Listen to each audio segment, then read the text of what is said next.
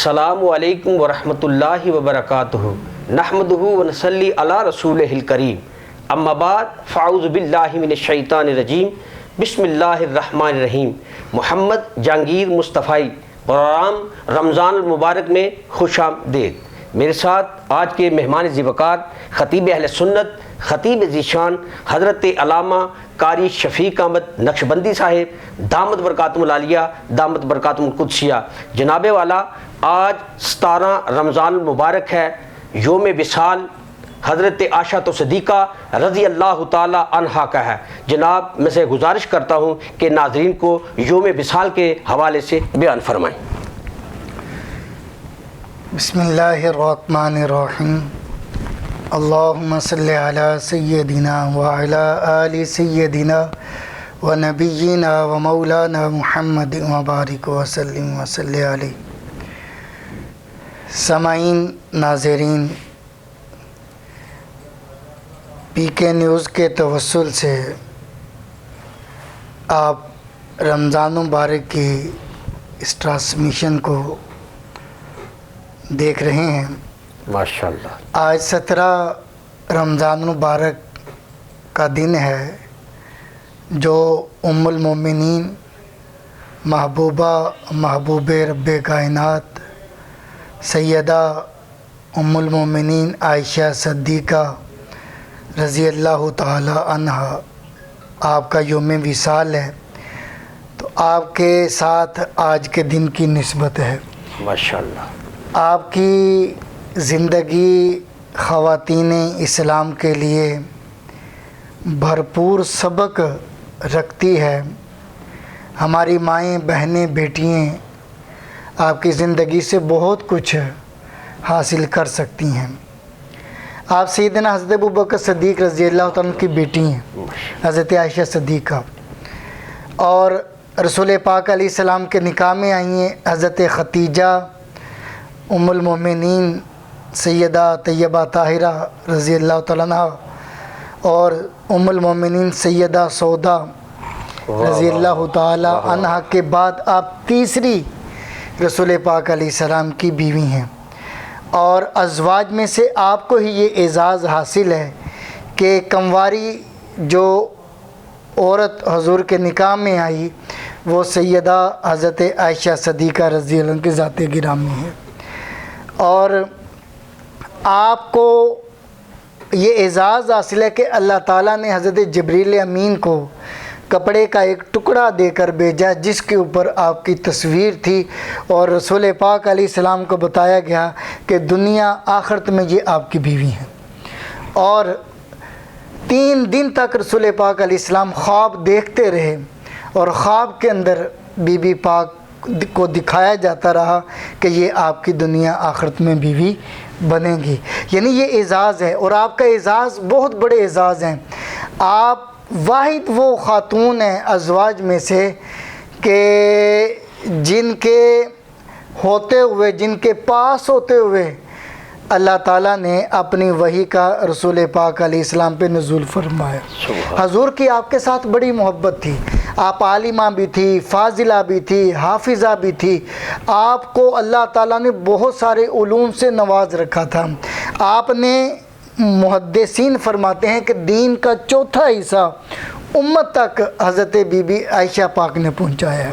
یعنی امت تک جو دین پہنچا ہے اس کا چوتھا حصہ حضرت سیدہ صدیقہ کائنات عائشہ صدیقہ رضی اللہ تعالیٰ عنہا نے بیان فرمایا ہے۔ اور آپ کے ساتھ رسول پاک جو گھریلو زندگی بہت اچھی، حضور نبی پاک علیہ السلام نے آپ کو نوازا، اور آپ نے بڑا خوبصورت گھریلو زندگی کا وقت گزارا ہے۔ اگر اس کو دیکھا جائے تو ہماری خواتین کے لیے اور ہمارے نوجوان، ہمارے دوستوں، بزرگوں، بھائیوں کے لیے بہت سارے اسباق ہیں جس سے گھریلو زندگی کے اندر اللہ تعالیٰ خوبصورتی پیدا فرما دیتا ہے، چین اور سکون اور محبت پیدا ہو جاتی ہے۔ میں ایک واقعہ آپ کی نظر کرتا ہوں، بہت خوبصورت ہے کہ محبت کا انداز دیکھیں کیسے حضور نبی پاک علیہ السلام نے گھریلو زندگی گزاری ہے. گھر کے اندر حضور کی زندگی کا انداز کیا تھا اپنی خواتین کے ساتھ. ہمارے معاشرے میں خواتین پہ ظلم و ستم، مارا پیٹا ڈانٹا، گھر کے اندر کیا کیا کچھ نہیں کیا جاتا، لیکن ہمارے نبی کی زندگی کا ایک یہ رخ دیکھیں کہ رسول پاک علیہ السلام گھر کے اندر داخل ہوتے ہیں تو سیدہ عائشہ صدیقہ رضی اللہ تعالیٰ عنہا پانی کے پاس بیٹھی کوئی کام کر رہی، تو رسول پاک علیہ السلام گزرتے ہیں تو بی بی پاک پانی کا ایک چلو بھر کے رسول پاک علیہ السلام کے اوپر پھینک دیتی ہیں تو اور مسکرانے لگ جاتی ہیں. تو رسول پاک علیہ السلام بھی واپس ہوتے ہیں اور آپ بھی آ کے اسی پانی کے پاس پانی کے چلو لے کے عائشہ پاک کے اوپر پھینکنا شروع کر دیتے ہیں. ایک چلو حضرت عائشہ پھینکتی ہیں، ایک چلو رسول پاک علیہ السلام ان کے اوپر پھینکتے. کافی دیر تک دونوں ایسے کرتے جا رہے ہیں اور مسکراتے چلے جا رہے ہیں. ماشاءاللہ. اگر ہم اپنے ماحول میں اس عمل کو دیکھیں کہ اگر ہمارے ساتھ اگر یہ عمل ہوا ہوتا تو ہمارا رویہ کیا ہوتا.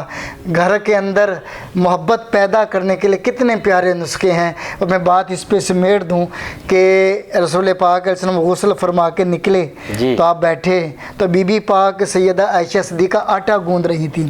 تو رسول پاک علیہ السلام غسل فرما کے بھی آ کے بیٹھے تو آپ آرام سے پیچھے سے آئیں، وہ آٹے والے ہاتھ رسول پاک کی کمر پہ ایسے آپ نے مل دیے، لگا دیے.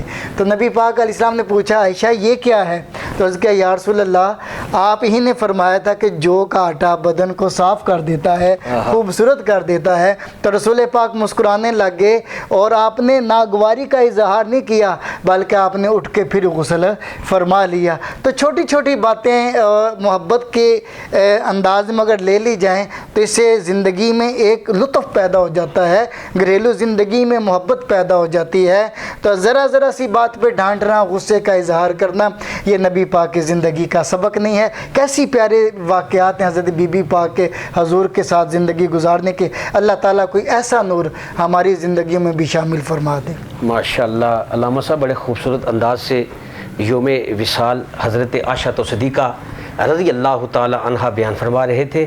علامہ صاحب کہ رمضان المبارک میں نیند کتنی کرنی چاہیے؟ دیکھیں قرآن مجید ہمیں بتا رہا ہے کہ ایام معدودات، واہ واہ، کہ یہ گنتی کے تھوڑے سے دن ہیں، تھوڑے سے دن ہیں. ہم 11 مہینے سوتے ہیں، ہم صبح بھی سوتے ہیں، ہم رات کو بھی سوتے ہیں، دوپہر کو بھی سوتے ہیں. تو ہمارا بہت زیادہ وقت تو 11 مہینے سونے میں گزر جاتا ہے. تو یہ مہینہ رسول پاک علیہ السلام جب آتا تو حضور کمر کس لیتے اور بستر کو سمیٹ دیتے، فولڈ کر دیتے، سائڈ پہ رکھ دیتے.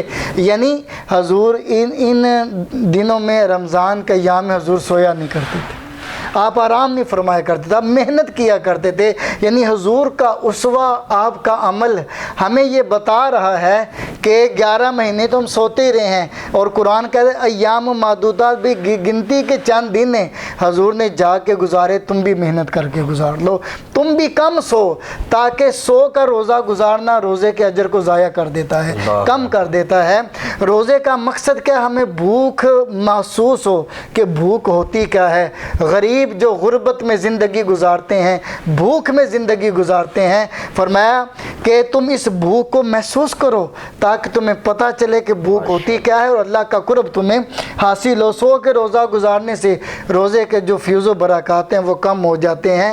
تو اس لیے ہمارے ہاں دیکھ ہم سحری میں بھی اتنا ڈٹ کے کھاتے ہیں کہ شام تک وہ ہضم نہیں ہوتا، اور رات کو بھی اتنا کھا لیتے ہیں کہ صبح تک وہ ہضم نہیں ہوتا. پھر اوپر سے ہم ڈٹ کے سوتے بھی ہیں تو یہ روزے کا جو مقصد تھا وہ فوت ہو گیا. اور روایات میں تو آتا ہے کہ حضور افطار تو کرتے تھے لیکن آپ شام کا کھانا تناول نہیں فرماتے تھے تاکہ جو روزے کے اصل جو مقاصد ہیں ان کو حاصل کیا جائے.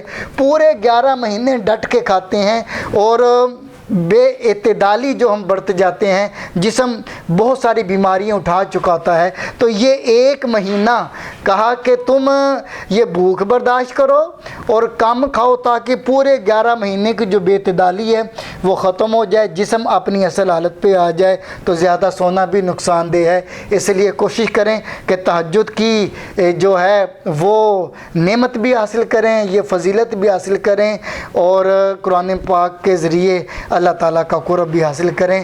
لہٰذا ان ایام میں کم سوئیں تاکہ روزے کے فیض و برکات سے محروم نہ ہوا جائے۔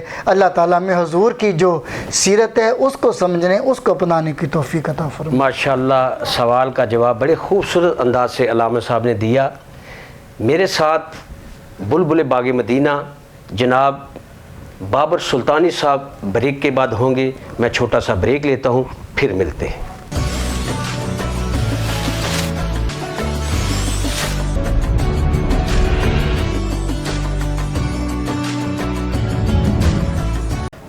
مدینے سے بلاوا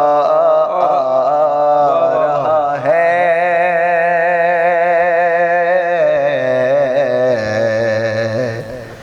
مدینے سے بلاوا رہا ہے، مدینے سے بلاوا رہا ہے، میرا دل مجھ سے پہلے جا رہا ہے، میرا دل مجھ سے پہلے جا رہا ہے، شب فرقت سے دل گھبرا رہا ہے، شب فرقت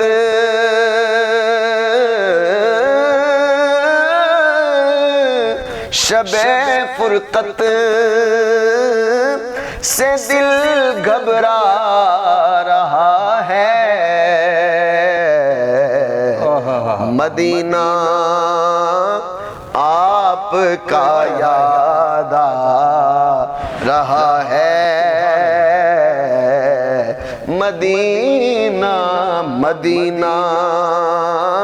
آپ کا یاد آ رہا ہے، یہاں مرضی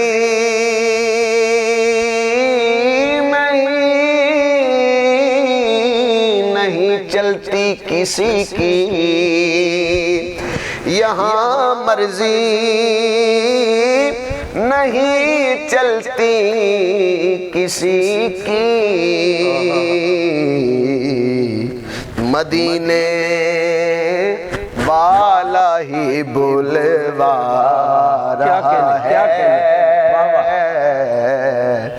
مدینے والا ہی بلوا رہا ہے، نوازوں کا وہ صدقہ بانٹتے ہیں، نوازوں کا وہ صدقہ بانٹتے ہیں،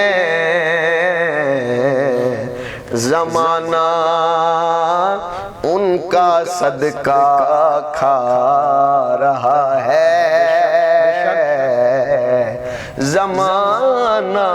زمانہ ان کا صدقہ کھا رہا ہے، اور یقیناً جہانگیر مصطفی سے آپ ذوق لے رہے ہیں، اور آپ کے ذوق کو دوبالا کرتے ہوئے یہ حاصل کلام اور آخری نعت کا اس کلام کا شعر ہے، آپ کی نظر کر رہا ہوں، کیا شعر ہے؟ یہ چکی سیدہ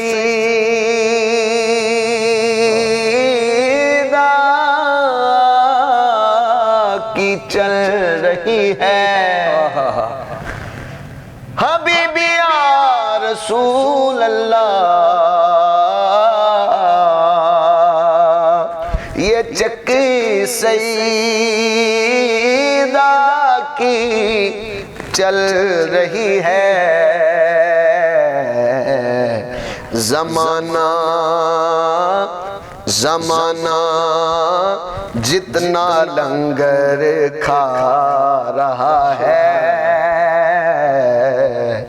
زمانہ، جتنا لنگر کھا رہا ہے۔ گر نہ چکی چلتی مادر حسنین کی، زمانہ در بدر ٹھوکرے کھاتا پھرتا یہ چکی سیدہ کی چل رہی ہے۔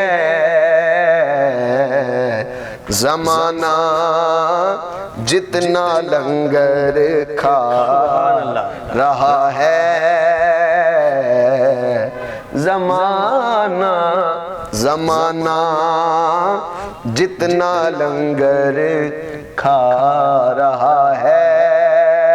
مدینے سے بلاوا آ رہا ہے۔ ماشاءاللہ سلطانی صاحب بڑے مخصوص انداز سے بارگاہ رسالت میں ہدیہ نعت پیش کر رہے تھے۔ میں دونوں مہمانوں کا شکریہ۔ انشاءاللہ کل ایک نئے پروگرام کے ساتھ، نئے مہمان کے ساتھ پھر حاضر ہوں گے۔ تب تک اجازت، السلام علیکم ورحمۃ اللہ وبرکاتہ۔